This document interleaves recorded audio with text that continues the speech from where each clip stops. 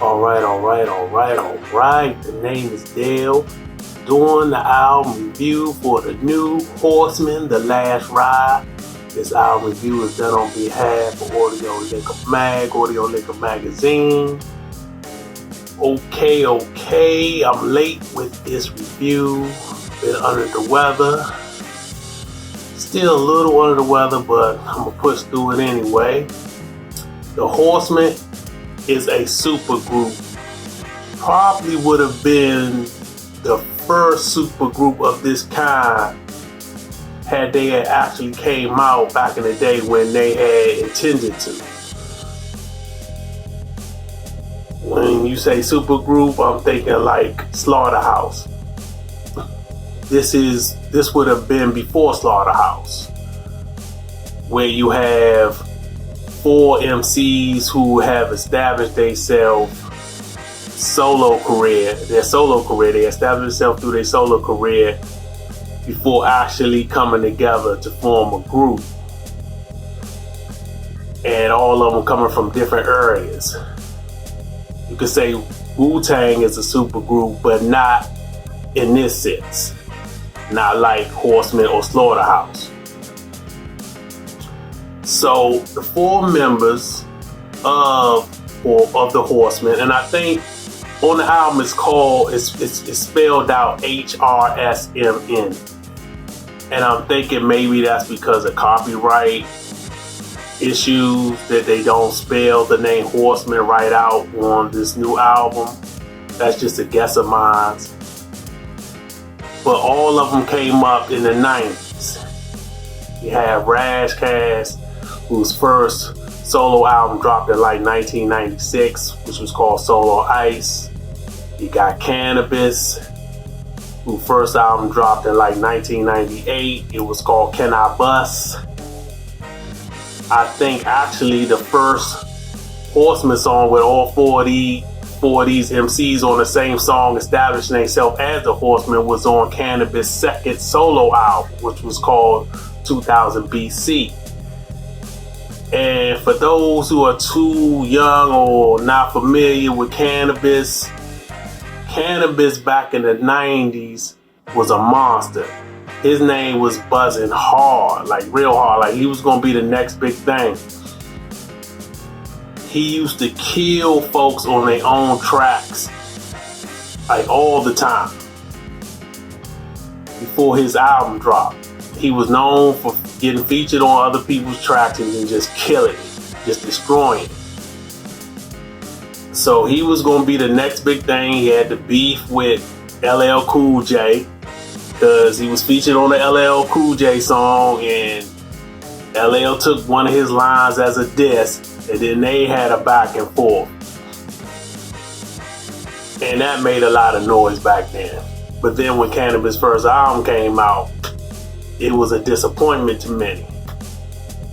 So now you got Killer Priest, who's part of this super group, The Horsemen. His first album, Heavy Mental, dropped in like 1998. He had a song on there called Adams the Adams that I used to play over and over. I had the cassette back in the day. And I remember first hearing Killer Priest on the Gravediggers' first album called 6 Feet Deep. But Killer Priest really sparked my attention, my interest on ODB's first album and Jizz's Liquid Swords album. Corrupt, he's also part of this Horseman group. He was first part of this group called the Dog Pound with Daz Dillinger, which their first album dropped in like 1995. And for those who think that Corrupt is just on some gangster shit, the song they put out back in the day, New York, which was a single from their first Dog Pound album, he was spitting on there. It wasn't no gangster shit. He was just straight bars, metaphors, punchlines. If you really listen to that song, he was going. So, one of my folks, he was like surprised that Corrupt comes off so strong on this new Horseman album. And I was like, dude used to spit. He from Philly. He was like, yeah, he is from Philly. So Dude ain't just on that gangster shit and bitch this shit. He got bars. And Kurupt first solo album, it came out like in 1998 called Corruption. I believe Kurupt's first appearance on the mic that you actually heard him was on Dr. Dre's first Chronic album. So Kurupt been in the game for almost 30 years. So I'm gonna talk the concept of this Horseman Last Ride album. The concept is the 4 horsemen of apocalypse from the Bible's book of Revelations. Each member represents each doom word or doom horseman, such as pestilence, you got war, you got famine, and you got death.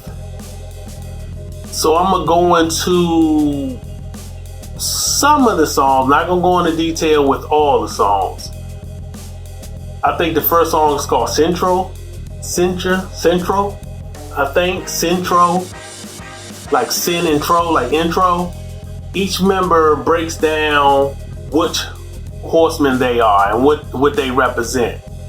It's a very good way to start the album to give you a full definition of what this album is about and what the name and the meaning and the concept behind everything is. Then they got another song called This Shit Right Here. Endless hip hop quotes on this joint. I love the hook. This shit right here, nigga. This shit right here, nigga. They got from Cat Williams. That shit is catchy as shit. It had you saying that shit all fucking day.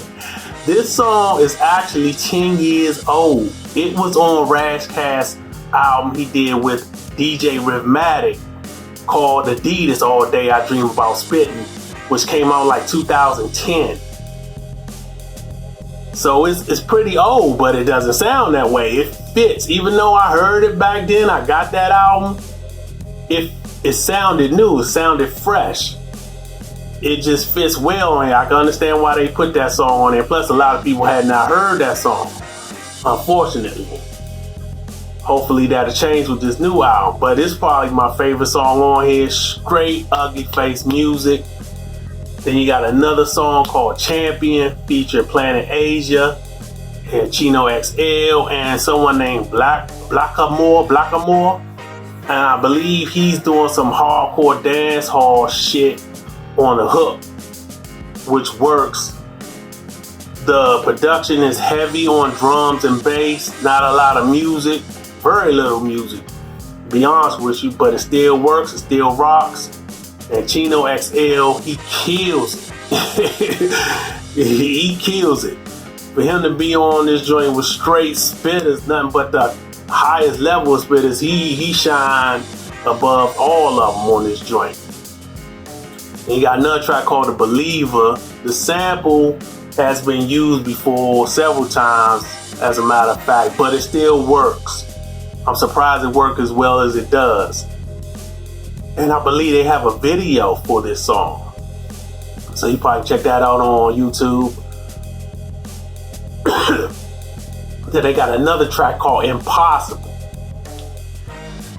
If you had told me before listening to this song that they were going to use the Mission Impossible theme song as a sample for this track, I'd have been like, why? Why would they do that corny shit? I would have just went in thinking I wasn't going to like the song, just based off them using that sample. But I would have been wrong. It really works. It's one of the standout tracks on this album. I really dig it. And they got another track called Burger King, which is fire dope, featuring Feel the Agony and a few other folks. There were only 2 songs that I didn't care for out of 13 total tracks, which is good. Kurupt brought his A game. He really shines. Rasskass is always bringing his A game. He's like one of the best MCs, period, in general. And Cannabis, I would have to say Cannabis is the weakest link. If I had to say it was a weak link on this album, I would say Cannabis is the weak link. And that's no disrespect to Cannabis, He's not bad by no means on here. He just didn't reach the level that Rasskass, Corrupt, and Killer Priest went to on this joint, in my opinion. And I have to say, before listening to this album, I was very skeptical of how the production was going to be. I didn't think the production, I was kind of scared that the production wasn't going to match their lyrical level and their bars, but the production is very solid. It was done by a few folks that I'm not familiar with. I know one was called The Architect, I believe. Not familiar with him, but there's not a lot of different producers on here. I think it's only 3 different producers, but they do a very solid job for them. So overall, I'm gonna give this Horseman Last Ride album a B+. Very strong B+. I highly recommend you get it. If you into lyrics, this one is for you. There you have it. I'm done. I'm finished.